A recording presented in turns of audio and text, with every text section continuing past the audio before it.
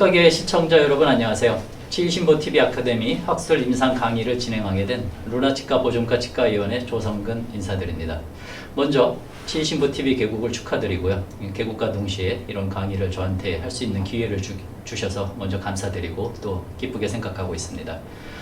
선생님들 임상 강의 중에 근간 성형에 대한 강의는 많이 접해보셨을 텐데요. 이번 강의는 근간 충전 및 코어에 대한 강의로서 실제로 이제 개원가에서 제가 임상적으로 어떤 식으로 진행이 되고 있고 그런 게 어떤 에비던스를 가지고 진행이 되는지에 대해서 선생님들께 말씀드리기 위해서 이번 강의를 준비하게 되었습니다. 자, 지금부터 강의를 시작하도록 하겠습니다. 내용은 실더 엔도돈틱 스페이스 그래서 엔도돈틱 스페이스라고 하는 건 근간 성형 또는 이제 근간 치료 과정에서 선생님들이 만들어낸 공간이죠. 이제 펄팔 챔버가 될 수 있겠고요. 여기 보시면 펄팔 챔버를 의미할 수도 있고 또 근관 이게 우리가 이제 루트 캐널 자체도 공간이죠. 어떻게 보면 하나의 공간인데 이런 공간을 어떻게 하면 잘 실링을 할 수 있을지 다시 이제 세균에 의한 리인펙션을 막을 수 있게 이제 실링하는 과정에 대한 내용이 바로 실더 엔도돈틱 스페이스고 개인적으로 근간 성형 및 세척도 굉장히 중요하지만 이 치아를 근간 치료한 치아를 오랫동안 사용할 수 있게 하려면 결국은 세균에 의한 재감염을 막는 게 중요하기 때문에 많이 신경을 안 쓰시는 분들이 많으실 거예요. 이제 그 코어하고 뭐 이런 거에 대해서 신경을 많이 안 쓰시는 분들도 꽤 계신 걸로 알고 있는데 실제로 한 자리에서 오랫동안 개원하시려면 그 치아, 자기가 치료한 치료가 오랫동안 탈 없이 사용할 수 있게 하는 게 굉장히 중요하고요. 그런 의미에서 이런 공간, 우리가 근간 치료 과정에서 만들어진 공간들을 아주 꼼꼼하게 잘 메꾸는 것도 굉장히 중요하다고 생각을 하고 있습니다. 먼저 근간 치료의 성공률에 대해서 잠깐 말을 하고 언급을 하고 넘어가도록 하겠습니다. 선생님의 근간 치료 성공률이 어느 정도 된다고 생각을 하시나요? 제 케이스를 먼저 보고 말씀드릴게요. 2012년도에 보철가에서 의뢰를 해서 제가 10개의 근간 치료를 시행을 했습니다. 보철가에서 이제 풀마우스 리해빌리테이션을 진행하기로 해서요. 제가 이걸 왜 말씀드리냐면 이 근간 치료를 하게 된 이 케이스들은 감염 근간이 아닌 좀 더 바이탈 케이스, 그러니까 근간 내 감염이 전혀 존재하지 않았던 그런 케이스들이에요. 그냥 프랩을 하다가 프랩량에 의해서 이제 펄프가 노출이 돼서 의도적으로 근간 치료를 할 수밖에 없는 그런 상황이었고요. 2012년도에 제가 10개의 근간 치료를 시행을 했습니다. 그 뒤로 이제 제가 대학병원을 그만두고 나와가지고 그 뒤로 이제 팔로업이 되지 않아서 후배한테 엑스레이 받아서 계속 팔로업을 하고 있는데요.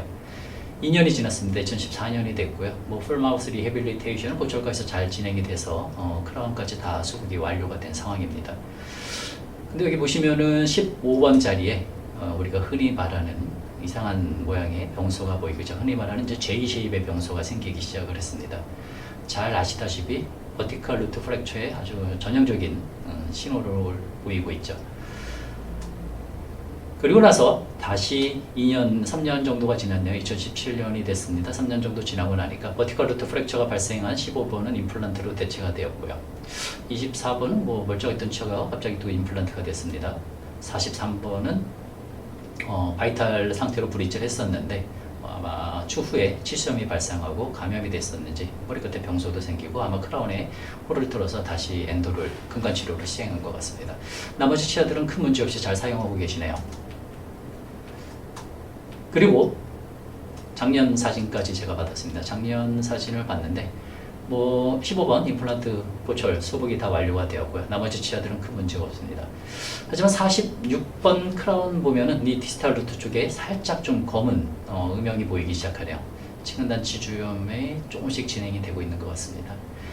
실제로 제가 근간 치료 과정에서 실패를 하고 근간 치료 자체에 문제가 있었다면은 한 뭐 7, 8년 정도 사용했는데 이제 와서 이렇게 병소가 생기진 않죠. 실제로 임상적으로 이렇게 한 5년 이상, 뭐 제가 기준, 뭐 정확한 기준은 없지만 어느 정도 환자가 잘 사용을 하다가 시간이 지나면서 이렇게 병소가 생기는 경우는 근간치료 실패라고 보기엔 좀 그렇고요. 근간치료, 제 개인적으로는 근간치료 실패가 아니라 추후에 발생한 코로나 리키지로 인해서 이런 문제가 발생했다고 생각을 하고 있습니다.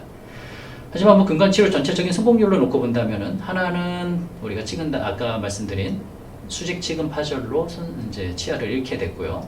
하나는 치근단 치주염이 발생을 했고요. 나머지 치아들은 전혀 문제없이 잘 사용을 하고 있습니다. 10개 중에 2개가 문제가 생겼으니까 성공률로 따지면 한 80% 정도로 우리가 생각을 할 수가 있겠죠.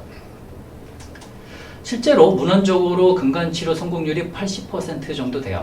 이렇게 보면 80%. 이제 병소가 있는 치아죠. 병소가 있는, 그러니까 흔히 말하는 리전이 있는 치아에 있어도 성공률 자체가 한 그 정도 나옵니다. 그리고 놀라운 건 리전의 크기, 병소의 크기와 성공률이 큰 차이가 없다는 거죠. 병소가 아무리 크더라도 선생님이 근간 치료를 잘하고 근간 안에 디스인펙션만 제대로 해준다면은 실제로 병소 치유는 다 일어나기 마련입니다.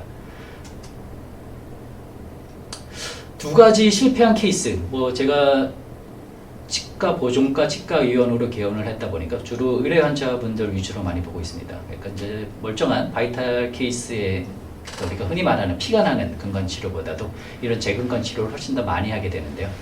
두 케이스를 먼저 보여드릴게요. 왼쪽 치료 잘 돼 있습니다. 근간 치료 잘 돼 있고요. 오른쪽도 뭐 나쁘지 않습니다. 근간장도 뭐 제대로 다 결정이 돼 있는 거고.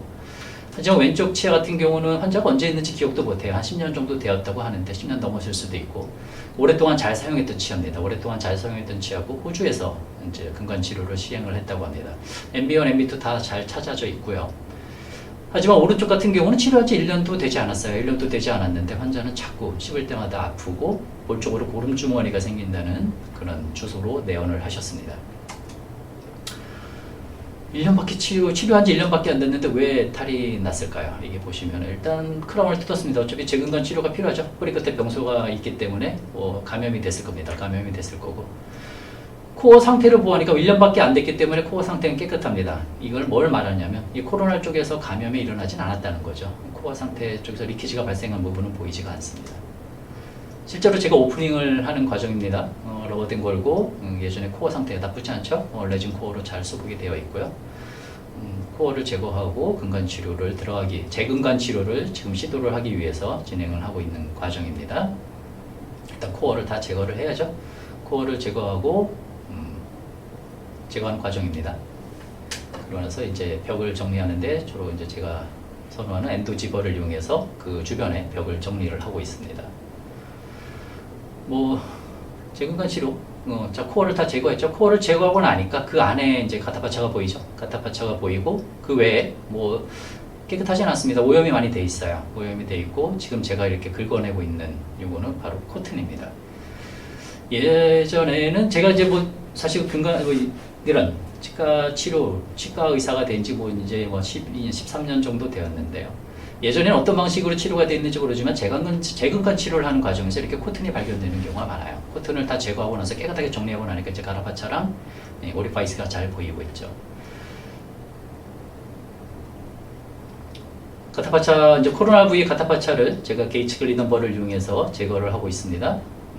여기 보시면은 이제 제거를 하고 나는데 제거하고 나서 가타파차 상태를 보니까 이렇게 새카맣게 다 오염이 되어 있습니다. 오염이 되어 있는 거는 뭔가 근간 안에 감염이 있었다는 뜻이죠. 이 코로나 쪽에서 감염이 되지 않았다면 이 근간 안에 존재하는 감염은 결국에 치료 과정에서 발생했던 감염으로밖에 볼 수는 없으세요.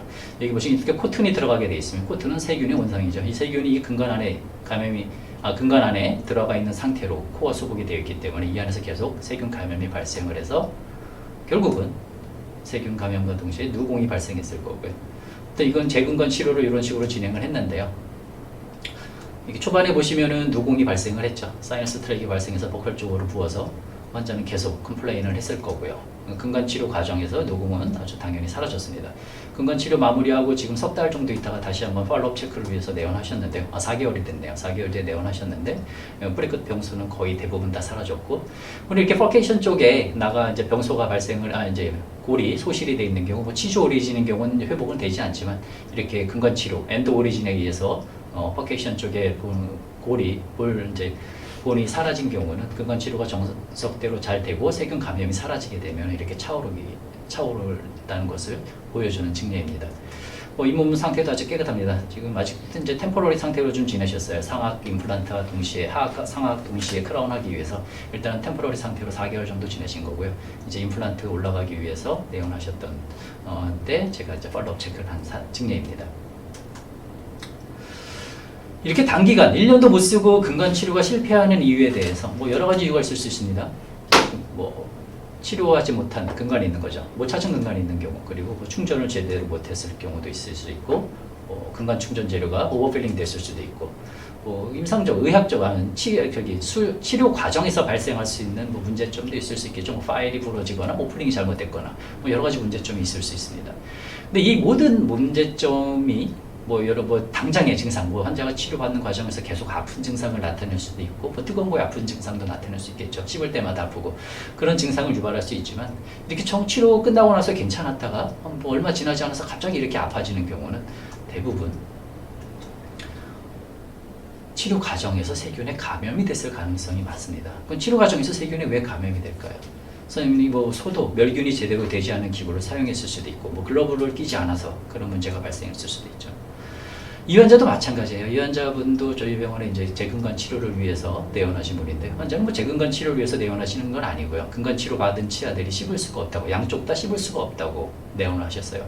치료한 지는 지금 1년도 채 되지 않았던 케이스고, 다 아파서 치료했다기보다는 충치가 조금 있어서, 아픈 적은 없다고 합니다. 아픈 적은 없는데 충치가 있었기 때문에 그냥 신경치료하고 쉬었다고요. 신경치료 상태가 나쁘진 않습니다. 근데 다 뿌리 끝을 보면은 병소가 이렇게 보이고 있는 거죠.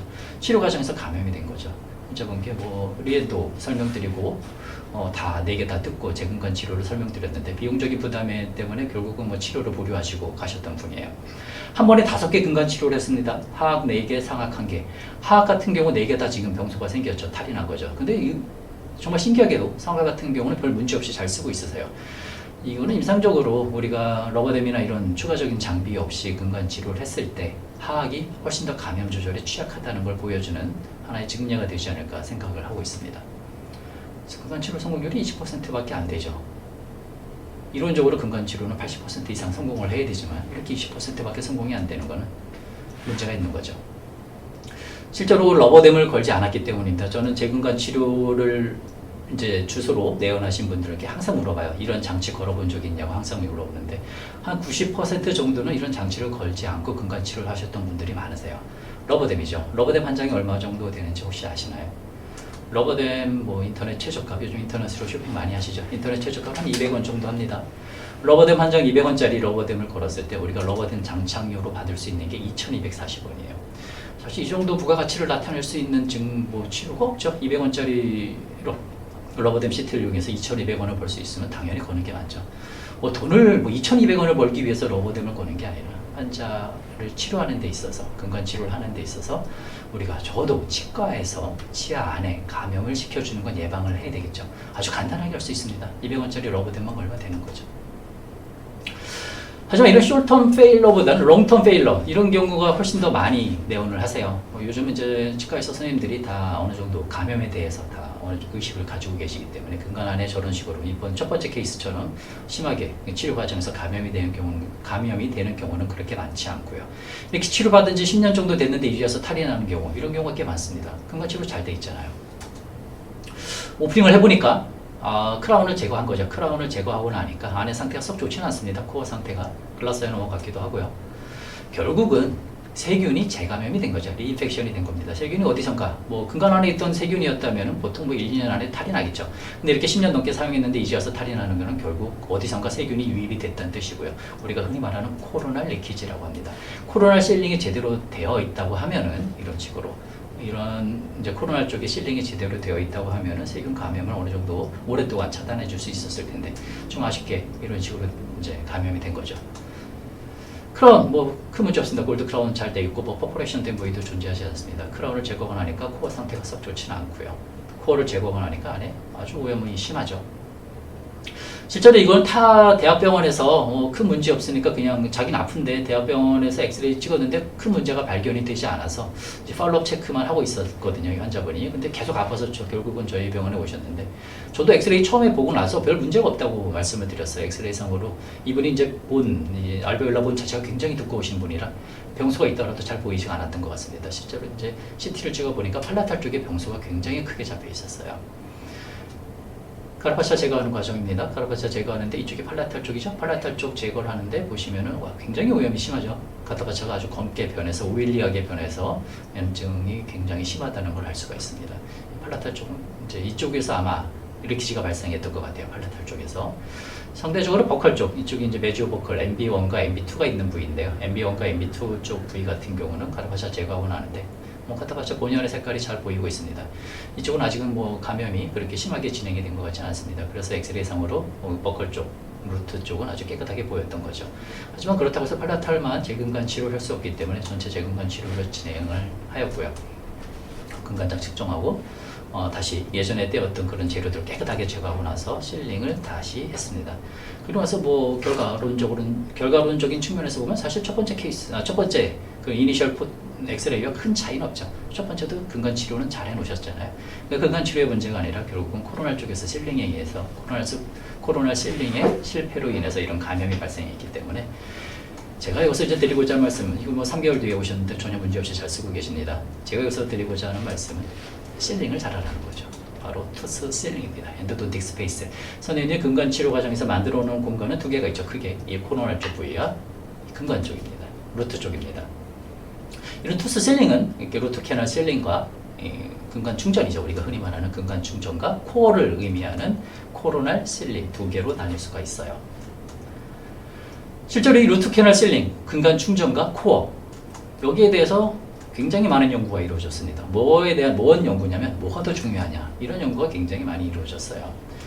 1995년에 레이엔트롭 굉장히 유명한 논문 중에 하나죠. 레이엔트롭이 연구를 했습니다. 1010개의 근간 치료된 치아를 가지고 2명의 이제 검사자가 엑스레이 사진을 보고 코어가 잘 돼 있다. 또 엔도가 잘 돼 있다. 엔도가 실패, 코어 실패. 이런 4가지 기준을 이용해서 근간 치료 성공률을 우리가 조사를 했는데 결론은 그렇습니다. 우리가 엔도를 좀 부족하게 한다 하더라도 코어를 잘하면 성공률이 높다는 거죠.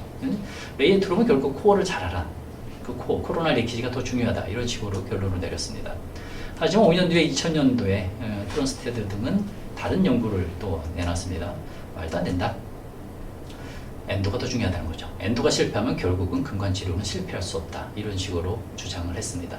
이때는 이제 이런 페리에피칼 사진, 방사선 사진을 이용해서 눈으로 보고 우리가 이제 주관적인 이제 판단 기준이 들어간 거죠.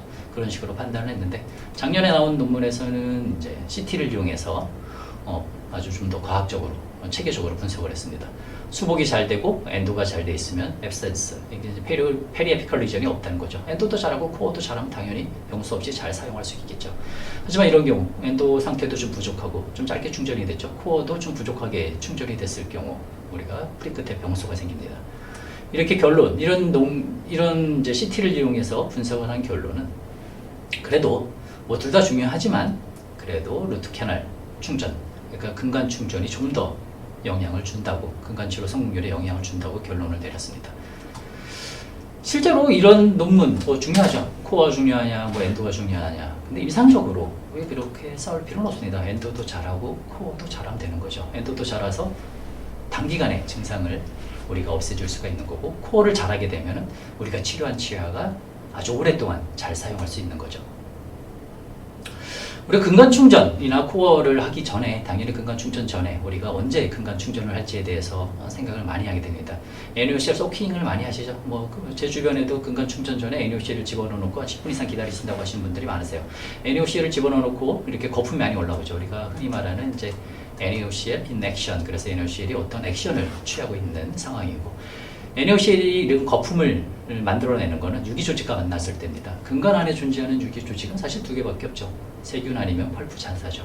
이렇게 거품이 액티브하게 많이 올라오는 경우는 세균이나 유기조직이 아직 남아있다는 뜻이고요. 그럴 때 근간 충전을 한다기보다는 좀 더 세척을 열심히 해서 근간 안을 깨끗하게 만들어 놓은 상태로 유지를 했을 때만 충전이 가능한 거죠.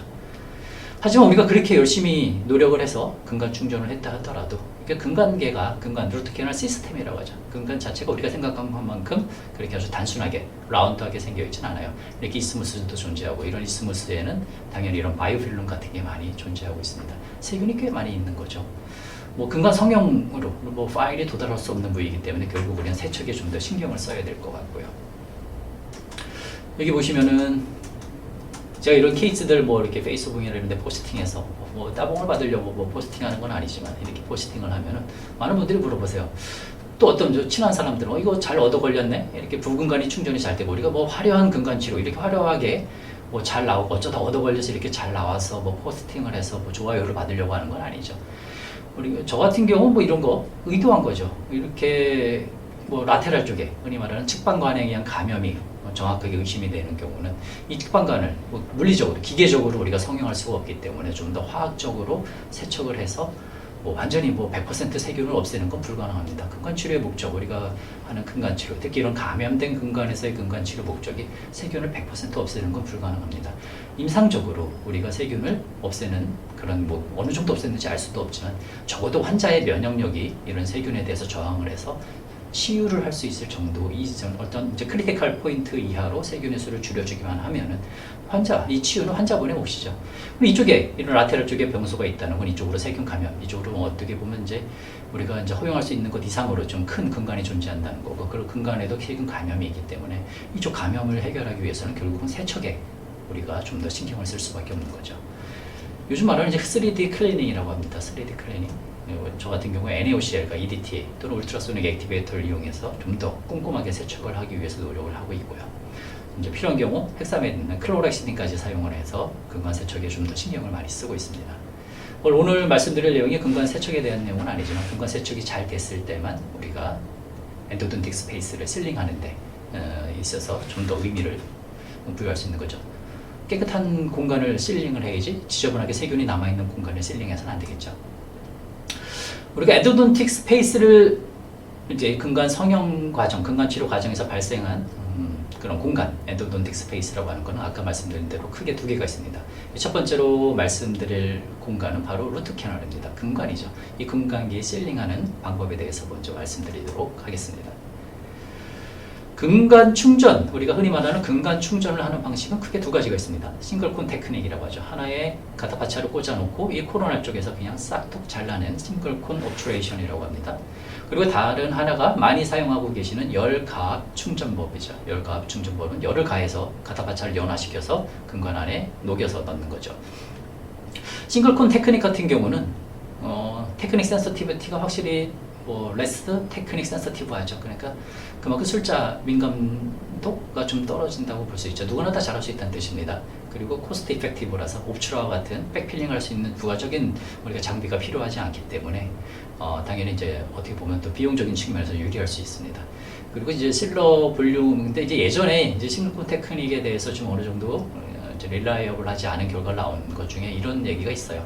실러가 이제 이 가타파차 이 근간 자체가 오보이드하고 굉장히 넓은데 하나의 가타파차를 이용해서 집어넣게 되면 남은 공간들은 결국은 실러가 충전할 수밖에 없는데 그 실러에 대한 믿음이 부족했던 거죠. 실러 자체가 슈링키지, 수축을 할 수가 있고 그런 경우 결국은 나중에 리키지가 발생할 수 있었기 때문에 결국 열가압 충전법을 통해서 가타파차의 볼륨을 최대한 늘리고 실러의 볼륨을 최소한으로 줄이자고 이런 식으로 나왔던 거죠. 실러 자체가, 요즘 나온 실러 자체가 그렇게 수축이 많이 발생하거나 그러진 않습니다. 이 두 케이스, 제가 이제 근간치료 연구회에서 가끔 이제 근간치료 연수회를 하게 되는데요. 저희 조에서 이제 실습을 했던 선생님이 두 개의 케이스를 이제 나중에 확인한 거예요. 왼쪽, 근간치료가 아주 잘 돼 있습니다. 만곡도 굉장히 심하고 테이퍼도 아주 좋고 충전도 잘 됐어요. 오른쪽 같은 경우는 충전, 길이 조절은 별개로 충전 자체는 나쁘지 않지만 이게 보이드가 좀 많이 생겼네요. 에이픽스 쪽에. 실제로 왼쪽 같은 경우는 칼슘 실리케이트 계열의 실러를 이용한 싱글콘 테크닉으로 충전을 한 경우고요. 오른쪽 같은 경우는 아까 말씀드린 컨티뉴어스 웨이브 컴팩션 그래가지고 열가압 충전법을 시행한 거죠. 이 테크닉 센서티비티가 좀 덜 테크닉 센서티브하다는 뜻이 바로 이런 거죠. 우리 싱글콘 테크닉 같은 경우는 열가압 충전법에 의해서 근간 안에 가타파차 하나만 꽂아놓고 코로나 부위에서 가타파차만 끊어내면 되기 때문에 누가 봐도 아주 결과론적인 측면에서 보면 굉장히 잘한 엔도처럼 보입니다. 하지만 실제로 우리가 근간 내까지, 근간 내 에이펙스에서 3mm까지 가타파차 끊어내고 이렇게 백필링을 하는 과정에서 이런 식으로 보이드가 많이 발생하죠. 이런 컨티뉴어스 웨이브 컴팩션 같은 경우는 이런 식으로 테크닉 센서티브한 어떻게 보면 좀 더 난이도가 높은 충전 방법이라고 볼 수가 있습니다. 싱글콘 테크닉이라고 하는 치료 그런 충전 방법이 최근에 나온 그런 개념은 아니에요. 1980년대부터 이미 예전부터 나왔던 거고 최근에 칼슘 실리케이트 계열의 실러가 출시되기 시작하면서 다시 두각을 나타내기 시작한 그런 술식입니다. 원 버티컬 컴팩션이라고 하는 치료 과정, 치료 근간 충전 출식에 대해서 잠깐 설명을 드릴게요. 우리가 근간 안에는 그 주 근간, 메인 캐널도 있지만 이렇게 부근간이 많이 반드시 존재하죠. 이 근간 건조를 시키고 나서 아까 맨 처음에 이제 했던 과정은 이 플러거죠. 힛 플러거가 근간 에이펙스에서 3, 4mm까지 이제 도달하는 그런 힛 플러거를 선택을 한 겁니다. 그리고 나서 흔히 말하는 마스터 콘에 실러를 묻혀가지고 시적을 하는 거죠. 실러가 잘 묻어 있죠. 이렇게 확인을 한 다음에 다시 근간 안에 가타파차 마스터 콘을 꽂아놓고 나서 이 코로나 부위를 먼저 끊어내는 거죠. 이게 이제 딸려 나오지 않게 먼저 끊어내고 나서 이제 열 가압을 하는 겁니다. 열을 가해서 플러그를 쭉 밀어 넣는 거죠. 어디까지? 이 에이펙스에서, 이론적으로 에이펙스에서 3, 4mm까지는 끊어내야 됩니다. 그 이유가 뭐냐면 이 카타파차의 열 전도율 때문에 그래요. 열 전도율이 이 정도는 열을 전달을 할 수가 있기 때문에 카타파차를 연화시키기 위해서 여기까지는 열을 가해야 된다는 뜻입니다. 이 과정에서 보시다시피 실러가 옆으로, 실러나 카타파차 일부가 리프 공간을 메워주고 있죠.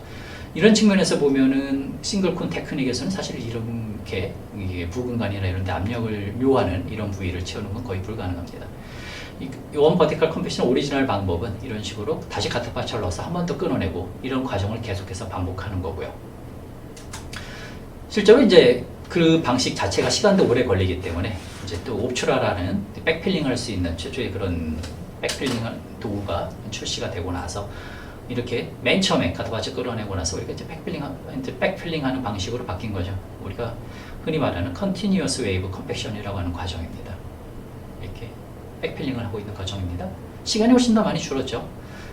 하지만 이제 이 과정에서 여기 아까 말씀드린 것처럼 끊어낸 부위와 백필링하는 이 부위, 이 경계면에 보이드가 잘 생깁니다. 그래서 이제 어떻게 보면은 좀 난이도가 높은 치료 방법 중에 하나라고 볼 수가 있겠어요.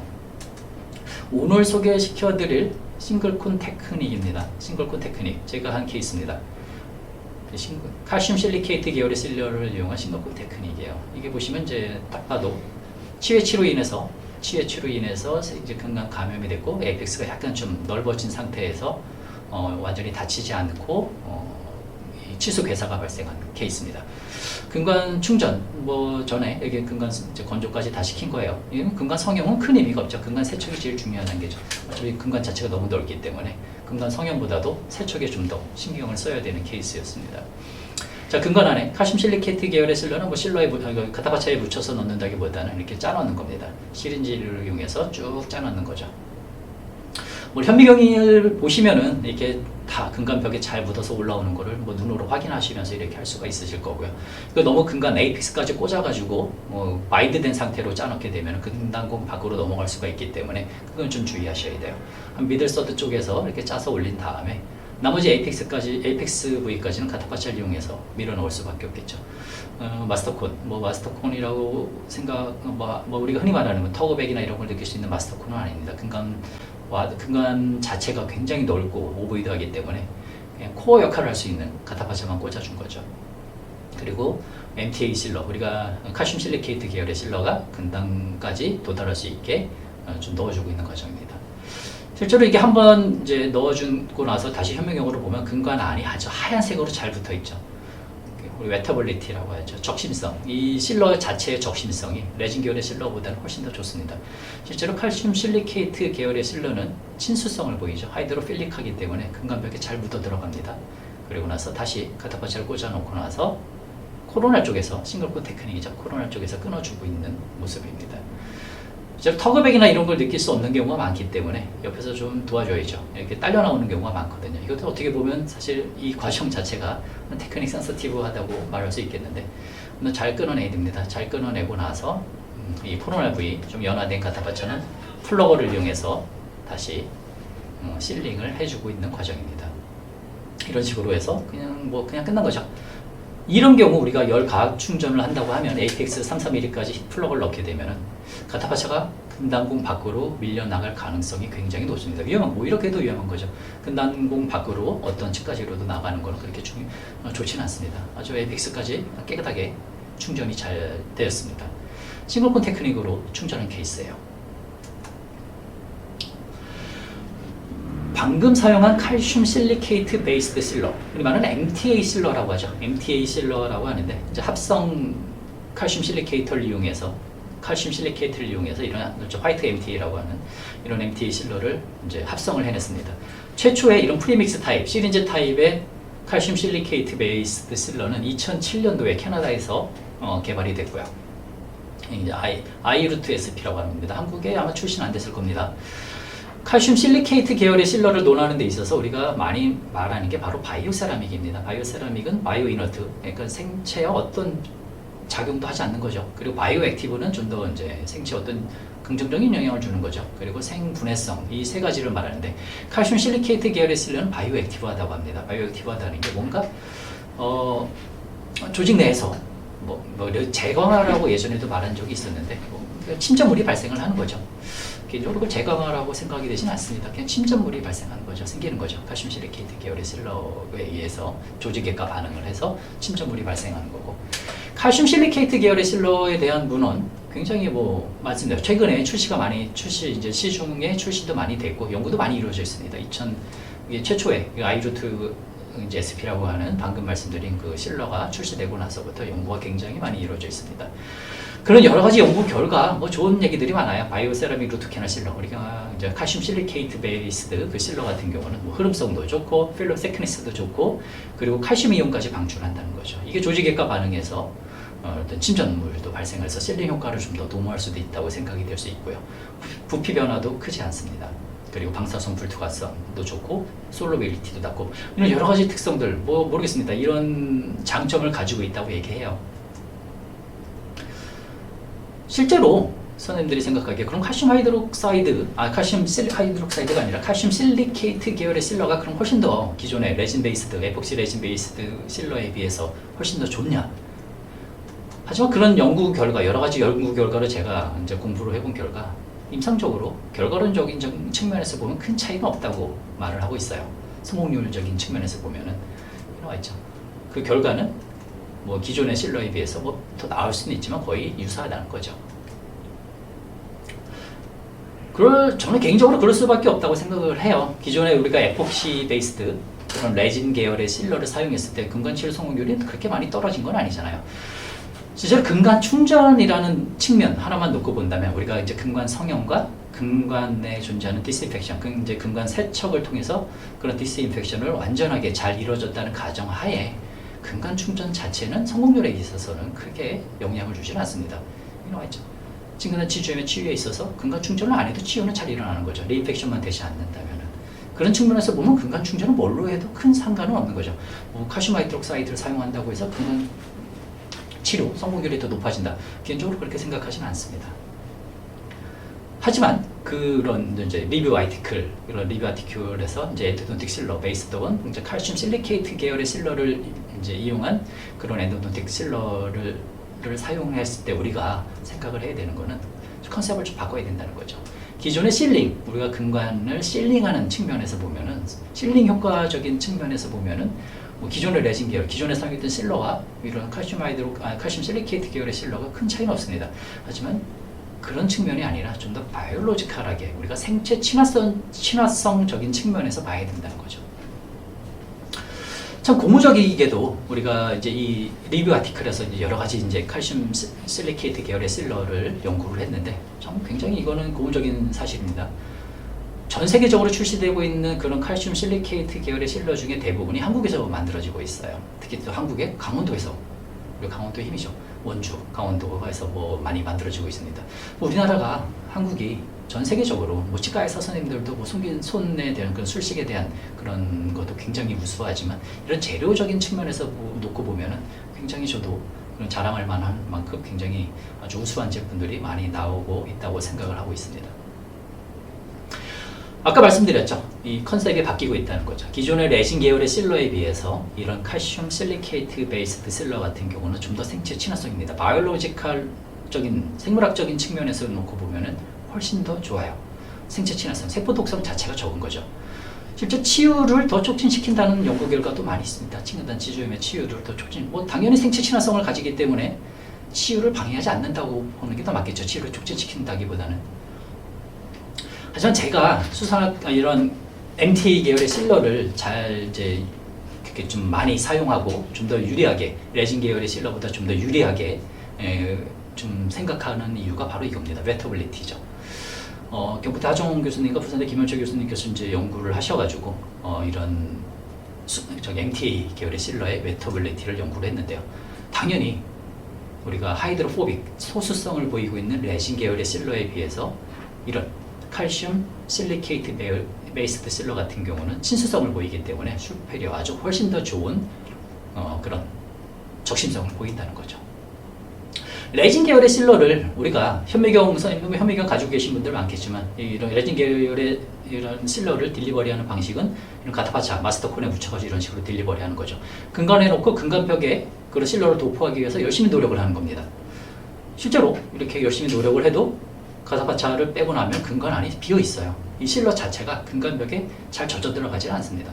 이렇게 작은 근간, 근간은 좀 낮죠. 그냥 팔라탈 근간처럼 굉장히 넓은 근간입니다. 팔라탈 근간에 가타파차에 실러를 넣어서 굉장히 열심히 이제 도포를 하기 위해서 노력을 많이 하죠. 노력을 하고 나서 가타파차 빼고 나면 뭔 일이 있었는지 모르게 다시 깨끗해졌죠. 이렇게 이런 레진 계열의 실러의 최대 단점은 이겁니다. 적심성이 너무 떨어져요. 그러다 보니까 이 근간 안을 우리가 이제 근간 실링에 있어서 선생님들이 뭐 잘 알고 계시겠지만 이 가타파차는 실링 효과를 생각하기 위해서 우리가 사용하는 재료는 아니죠. 개인적으로 그런 실링적인 측면에서 보면 가타파차만큼 불확실한 재료도 없습니다. 열을 가했을 때 식으면 수축도 하고 이게 실링 효과를 뭐 치아에 밀착하는 치아에 뭐 화학적으로 결합을 하는 재료도 아니죠. 그냥 고무잖아요, 고무. 그러다 그런 측면에서 보면 우리가 실링 효과는 이 실러에 의해서 얻을 수밖에 없는데 이 실러가 근간벽에 제대로 젖어 들어가지 않는다고 하면 어떤 보이드가 생기거나 어떤 틈이 발생했을 때 그쪽으로 리키지가 발생할 수가 있습니다. 그런 측면에서 보면 웨터빌리티가 저는 굉장히 중요하다고 생각을 하고 있어요. 그럼 칼슘 실리케이트 베이스드 실러의 웨터빌리티를 잠깐 보면은 이 근간 안에 이런 식으로 딜리버리 하는 거죠. 시린지를 이용해서 딜리버리하고 쭉 짜놓게 되면은 근간벽에 싹 젖어서 올라옵니다. 상당히 이 느낌이 좋아요. 현미경으로 놓고 보면은 굉장히 기분이 좋습니다. 사실 이렇게 말하면 좀 이상하지만 기분 좋게 잘 올라와요. 근간벽을 아주 잘 적셔 들어가는 거죠. 그리고 나서 가타파차 이렇게 꽂아서 이제 에이펙스까지 이 실러를 딜리버리 하는 거죠. 에이펙스에 실러를 넣고 약간 이제 적신 이렇게 좀 펌핑을 한 다음에 이렇게 보면은 근간벽이 하얗게 저는 이제 녹화를 한 결과라 이렇게 제대로 눈으로 보는 것만큼 좀 드라마틱하진 않지만 근간벽이 아주 하얗게 도포가 되어 있습니다. 실제로 이렇게 근간이 굉장히 넓은 앰비언, MB2, MM 캐널까지 3개의 근간이 있는 경우 대부분 연결이 되어 있는 경우가 많잖아요. 제가 말씀드린 건 이스무스입니다. 이스무스라는 공간 안에 우리가 근간 이제 실러를 도포하는 데 있어서 이렇게 칼슘 실리케이트, 죄송합니다. 자꾸 칼슘 하이드록사이드라고 말하네요. 이런 칼슘 실리케이트 베이스드 실러 같은 경우는 적심성이 좋기 때문에 이런 식으로 실링 효과를 굉장히 실링 효과적인 측면에서 유리하다고 볼 수가 있죠. 굉장히 좋죠. 물성 자체가 좋습니다. 그리고 나서 이렇게 이제 앰비언, MB2 그리고 MM 캐널까지 이렇게 하나를 우리가 충전하고 나면 옆에가 바뀔 수 있으니까 보통 이런 경우는 이제 가타파차 3개를 한꺼번에 꽂아놓고 제가 한 번에 싱글코 테크닉으로 끊어내는 경우가 많은데요. 이런 식으로 가타파차 꽂아놓고 입니다. 약간 좀 펌핑을 해주면은 에이펙스까지 이 실러가 딜리버리가 잘 됩니다. 그리고 나서 현미경으로 이제 보면 다 보여요. 그리고 나서 아까처럼 가압을 할 필요도 없는 거죠. 실러 자체가 에이펙스까지 잘 도달이 되어 있다고 생각이 되기 때문에 이 상태로 그냥 끊어내기만 하면은 어렵지 않게 우리가 쉽게 근간 충전을 할 수가 있습니다. 사실 이제 이 케이스는 보여드릴까 말까 굉장히 고민을 많이 했던 케이스입니다. 재근간 치료 케이스죠. 근간 충전 잘 돼 있어요. 에이펙스까지 잘 돼 있고 누가 봐도 이제 디스토 링걸 쪽에 라딕스 엔토몰라리스라고 하는 루트 하나가 더 있는 거죠. 이 디스토 링걸 쪽 루트 캐널을 치료하지 않았기 때문에 문제가 생긴 거고 또 이 환자분도 치료한 지 꽤 됐어요. 꽤 됐는데 이제 와서 이렇게 병소가 생긴 이유는 이 디스토 링걸 캐널을 놓쳤다기보다는 이 코어 상태가 좀 사실 썩 좋아 보이진 않죠. 이 코어 쪽에서 코로나 리키지가 발생했기 때문에 재감염이 됐다고 볼 수가 있습니다. 그래서 환자분한테 그냥 얘기했죠. 이거 재근간 치료해서 쓰자라고 말씀을 드렸는데 예전에 기존엔 당연히 이건 가타파차라고 생각을 하고 들어갔는데 제거가 안 돼요. 이게 봤더니 MTA로 충전을 해놨더라고요. 사실 이때까지만 해도 MTA로 이렇게 근간 전체를 이렇게 균일하게 충전을 할 수 있을 거라고 생각도 못했어요. 가타파차 코어 없이 MTA로만 충전을 한 케이스입니다. 그래서 어쩔 수 없이 환자분한테 말씀을 드렸어요. 우리가 치료할 수 있는 거는 디스토링걸 하나밖에 없습니다. 나머지는 치료가 불가능한 재료로 충전이 되어 있기 때문에 재근간 치료는 불가능하고 거의 발치하게 될 가능성이 높지만 어떻게든 뭐 최선을 다해봐야 되니까 디스토링 걸 좀 하나만 우리가 치료를 하기로 했습니다.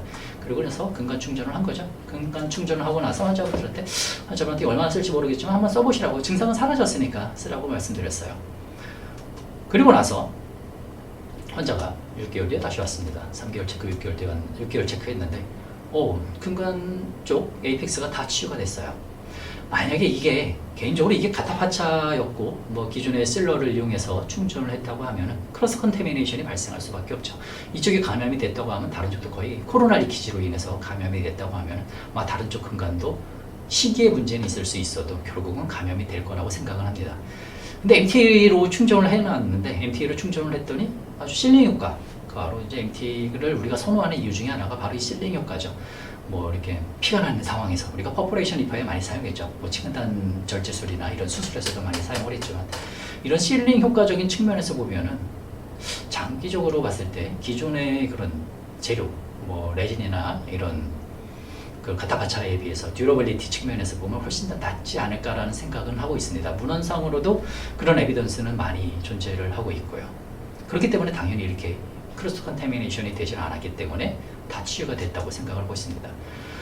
저걸 말하는 게 근간 충전을 MTA라고 해도 된다고 말씀드리려는 건 아니에요. 뭐 당연히 이제 보존학회에서, 대한치과보존학회에서 이미 발표를 했지만, 뭐 근간치료학회에서도 발표를 했지만, 근간 충전을 MTA로 하는 거는 반대를 하고 있습니다. 당연히 재근간 치료 이 가능성을 염두에 두고 우리가 근간 충전을 해야 되는 거죠. 실제로 이 전 케이스는 잘된 케이스를 보여드린 거지, MTA로 충전해 놓은 케이스 중에 제가 리엔도가 실패했기 때문에 발치한 케이스도 꽤 있습니다. 실제로 이제 저 같은 경우는 이런 칼슘 실리케이트 계열의 실러의 효과, 그런 실링 효과에 대해서 어느 정도 좀 괜찮다고 판단을 하고 있기 때문에 이런 C-쉐입 근간에서 특히 크랙에 의해서, 코로나 쪽 크랙에 의해서, 크랙투스 신드롬이라고 하는 크랙에 의해서 근간 치료를 들어가게 된 케이스에서는 당연히 이렇게 좀 나중에 이쪽 크라운 쪽 크랙 부위로 재감염이 발생할 가능성이 꽤 높잖아요. 우리가 크라운을 아무리 잘해준다 하더라도 결국은 이미 크랙이 발생했던 치아이기 때문에 이런 쪽으로, 크랙 쪽으로, 크랙 부위로 재감염이 될 수 있는 가능성이 크기 때문에 적어도 코로나 쪽의 재감염은 어떻게 막을 수는 없어도 그 코로나 쪽에 이제 리인펙션이 근간 안까지 도달이 돼서 근간 치료가 실패하지 않으면은 적어도 치아 수명, 임플란트가 들어가는 데까지 그 시기를 최대한 늦출 수가 있기 때문에 우리가 그런 생각으로 저 같은 경우는 이런 경우 칼슘 실리케이트 계열의 실러를 이용해서 근간 충전을 하고 있고요. 물론 제가 이거를 뭐 10년 이상 장기적으로 팔로우업을 하지 않았기 때문에 뭐 그런 이제 칼슘 실리케이트 베이스드 실러의 듀러빌리티 측면, 그런 뭐 워시아웃되지 않고 얼마나 오랫동안 실링 효과를 유발할 수 있을지에 대해서는 아직까지 연구도 좀 부족하고 그런 측면에서는 좀 불안하긴 하지만 MTA 자체의 물성으로 놓고 본다면 굉장히 오랫동안 유지가 될 거라고 생각은 하고 있습니다.